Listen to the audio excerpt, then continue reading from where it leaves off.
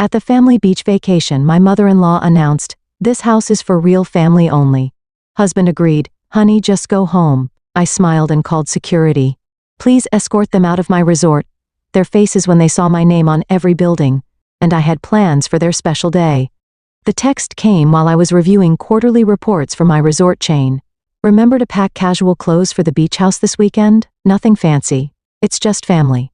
My mother-in-law's message, dripping with her usual condescension, made me smile. Is she only new? I'm Sarah Chin, 34, owner of the Sapphire Bay Resort Group.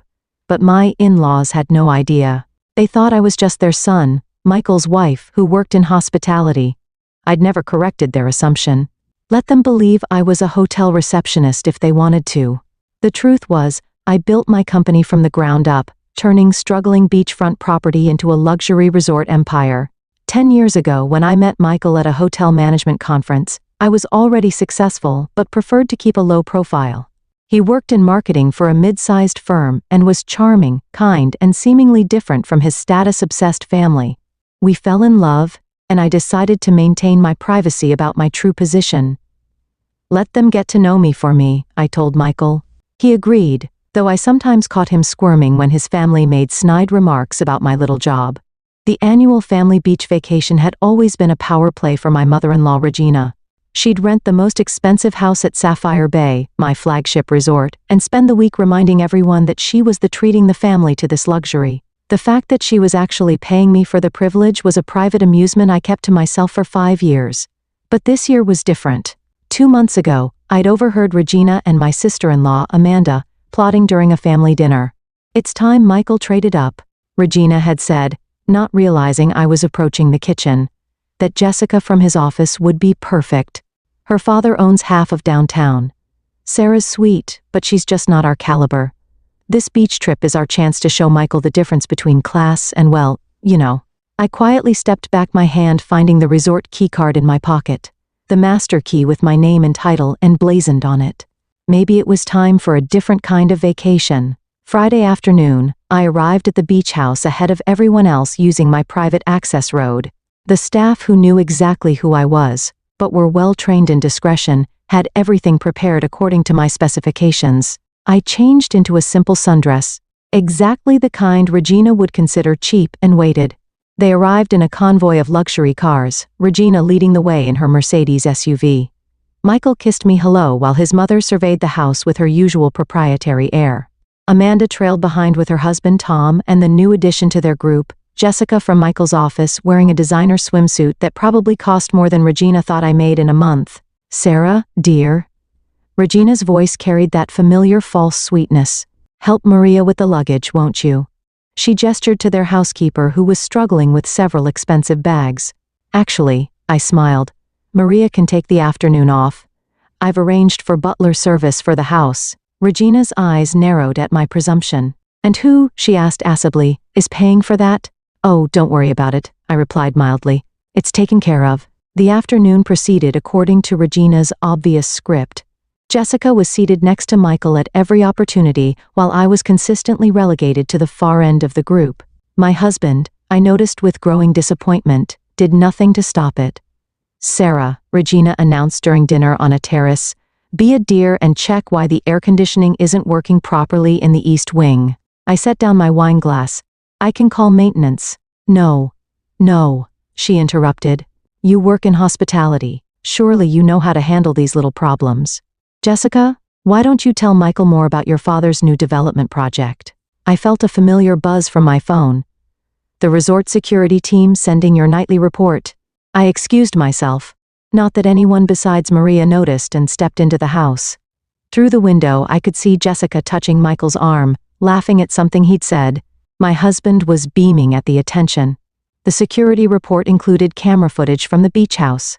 I watched Regina and Amanda in the kitchen earlier, spiking my water glass with what appeared to be liquid laxative. How original. I typed a quick message to my head of security. "Proceed with Protocol 17. When I returned to the terrace, Reginald was holding court. "Really, Sarah? I don't know why you insist on wearing that Target dress to dinner. We have standards here. Right, Michael?" My husband shifted uncomfortably but said nothing. Jessica smirked behind her wine glass. "Speaking of standards, Regina continued. I've been thinking, this house really isn't big enough for everyone.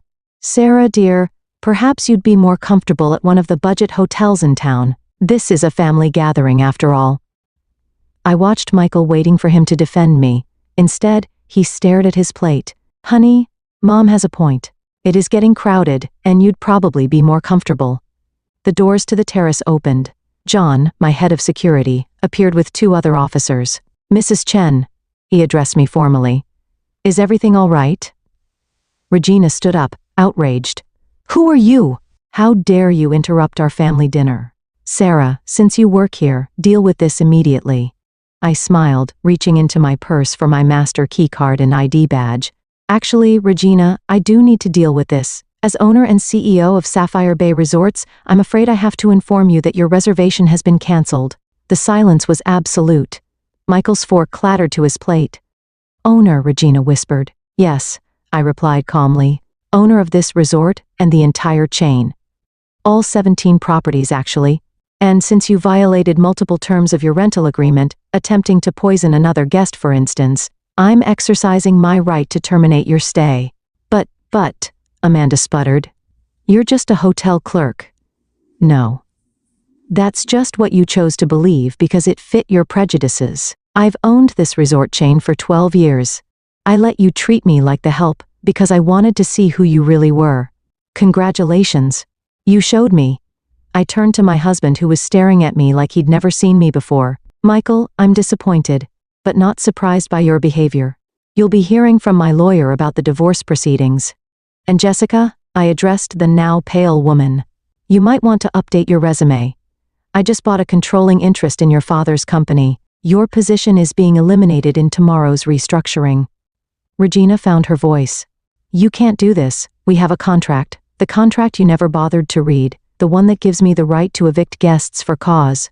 John, please escort everyone out. Their belongings will be sent to whatever accommodations they can find in town. I pause. Though I should warn you, I own all the luxury properties in a 50-mile radius. You might want to try the Motel 6. You've been lying to us for years. Regina shrieked as security began clearing the terrace. No, Regina. I simply let you show me who you really were. You never bothered to ask what I actually did, never showed any interest in my work or my life. You were too busy trying to replace me with someone you thought was better suited to your social status. I watched as they were escorted to their cars, Regina still protesting, Amanda in tears, Jessica trying desperately to make calls on her phone. Michael lingered. Sarah, I didn't know. That's the problem, Michael. You didn't want to know. You were so worried about keeping your mother happy that you never stood up for your wife. Good luck with the divorce. Don't worry about a settlement. I've already transferred enough to your account to buy a small condo. Maybe your mother will let you live in her pool house. As their cars disappeared down the private drive, I turned to Maria who was watching with wide eyes. Maria, I'd like to offer you a new position as head of housekeeping services for the resort with full benefits and triple your current salary, of course. The woman burst into tears of joy, hugging me. Thank you, Mrs. Chen. I can't believe you let them treat you that way all these years. I smiled watching the sunset over my resort. Sometimes, Maria, the best revenge is simply letting people show you exactly who they are. Now, shall we discuss your new duties over dinner? I believe we have a lovely meal going to waste. The video went viral 3 days later. Someone, probably one of the kitchen staff, had recorded Regina's meltdown as security escorted her off my property. The clip of her screaming, "But we're FANILY." While being walked to her Mercedes racked up millions of views, social media had a field day with the Beach House Boss Lady saga, particularly when someone dug up Regina's old Facebook post, bragging about treating the family to luxury vacations at Sapphire Bay. I watched the fallout from my private suite at the resort's penthouse, sipping coffee and reviewing acquisition proposals. My phone hadn't stopped buzzing since that night. Calls from Regina, Michael, Amanda, their friends, their country club associates, I blocked them all. The only call I took was from Jessica's father. Mrs. Chen, he'd said, his voice carefully controlled. I believe we need to discuss the recent changes in company ownership. Mr. Bradford, I replied. We certainly do. Particularly, your daughter's involvement in attempting to break up my marriage. I'm sure the board would be interested in those text messages between her and my mother-in-law. plotting to seduce my husband during a company-sponsored event.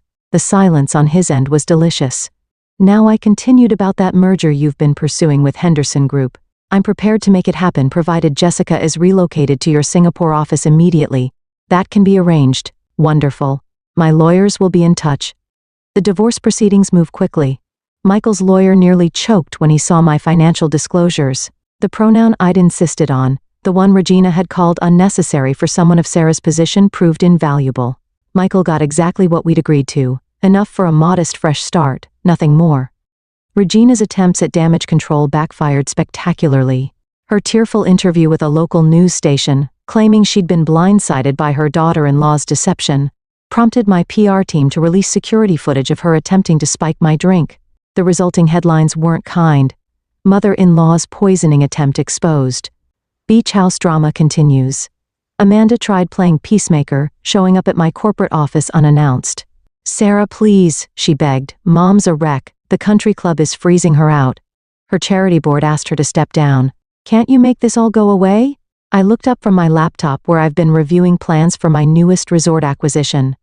Coincidentally, the very property Regina had been bragging about booking for next year's family vacation. Make what go away, Amanda? The consequences of your actions, the truth about how you all treated me, or just the public embarrassment of being exposed? We didn't know who you were. That's exactly the point.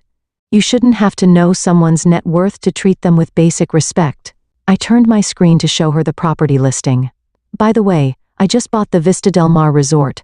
Your mother might want to find a new venue for her annual "I'm Better Than You" vacation. The aftermath rippled through their social circle. Regina's carefully curated image as the family matriarch crumbled. Her friends, those same women who'd smirked at her subtle digs about her daughter-in-law's modest background, now whispered about her behind designer handbags. The irony of them doing so in my hotels wasn't awesome me. Michael attempted reconciliation exactly once. He showed up at my corporate office wearing the suit he bought for our wedding. "I miss you," he said, standing awkwardly in front of my desk. I was wrong. I should have stood up to them. Yes, you should have. I kept my voice neutral, but you didn't. Not once in 5 years. I didn't know you owned all this if I'd known. That's the problem, Michael. You needed to know I was wealthy to treat me with respect. It should have been enough that I was your wife. He left my office with slumped shoulders, finally understanding what he'd lost. Not my money. The prenup ensured he'd never had that. But my trust, my respect, and any chance of a future together. 6 months after the beach house incident, I hosted a charity gala at my flagship resort. The event raised millions for educational scholarships for hospitality workers. Maria, now my head of housekeeping services, gave a moving speech about opportunities and second chances. Regina tried to purchase a ticket. Her payment was refunded with a note. We reserved the right to refuse service. The media coverage was extensive. Business magazines that had once dismissed me as lucky or in the right place at the right time now praise my strategic brilliance in building my empire. A famous business journal wanted to profile me for their Women in Leadership issue. Looking back, I told the interviewer, "I'm almost grateful for how they treated me. It taught me valuable lessons about character, about how people behave when they think you're beneath them.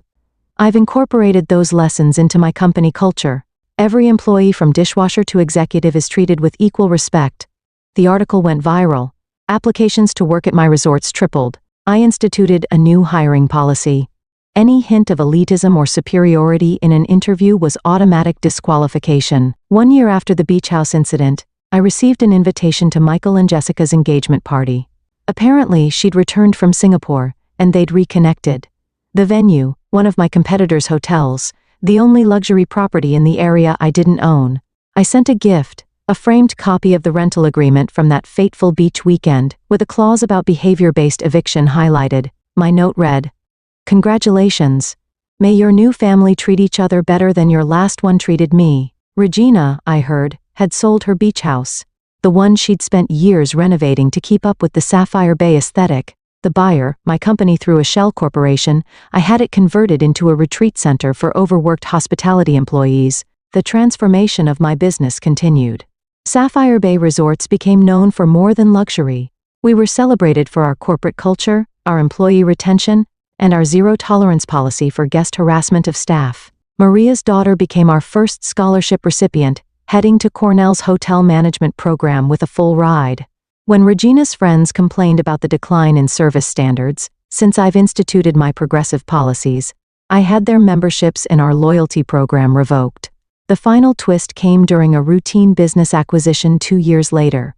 I was reviewing the purchase of a small but exclusive country club, the very one where Regina had held court for decades. "Mrs. Chen," my assistant said, "there's one small detail you should know. Mrs. Regina Wallace hold the lifetime membership." I smiled, thinking of all those years of condescension, of being treated like the help, of watching my husband fail to defend me. "Please inform Mrs. Wallace that under new ownership, all memberships are subject to review. Her presence would make other members uncomfortable." I used the exact words she used about me at the beach house. The letter terminating her membership was delivered the same day she received an invitation to Michael and Jessica's wedding at a budget hotel ballroom. Apparently, Jessica's father's new Singapore-based position had affected their circumstances more than expected. I donated Regina's membership fees to the scholarship fund. The first recipient, Maria's youngest daughter, who dreamed of owning her own hotel someday. Sometimes, sitting in my penthouse office overlooking the ocean, I think about that last family dinner at the beach house. The shock on their faces, the sudden realization that the person they've dismissed had held the power all along. But real power, I've learned, isn't in wealth or status. It's in being true to yourself, in treating everyone with dignity regardless of their position, and in never letting anyone else define your worth. Regina still drives past the resort sometimes. I've seen her car slow down at the gates, seen her stare at the sign that bears my name. I wonder if she finally understands that her greatest mistake wasn't in underestimating my wealth, it was in underestimating my worth. The beach house where it all ended is now my favorite private retreat. I've kept one thing from that last dinner: the wine glass Regina tried to spike. It sits in a display case in my office, a reminder that success isn't just about making money. It's about maintaining your dignity while letting others reveal their true character. Last week, I received a letter from Michael. Inside was an invitation to his and Jessica's wedding, along with a handwritten note. "I know you won't come, but I wanted you to see what rock bottom looks like. You were right about everything. I'm sorry I didn't see it sooner." I sent back a response on Sapphire Bay letterhead. "Congratulations, I've booked you the honeymoon suite at our Singapore property. Consider it my wedding gift and a reminder that class has nothing to do with money." The suite, of course, didn't exist, but I'm sure they'll figure that out when they get there. After all, some lessons are best learned the hard way.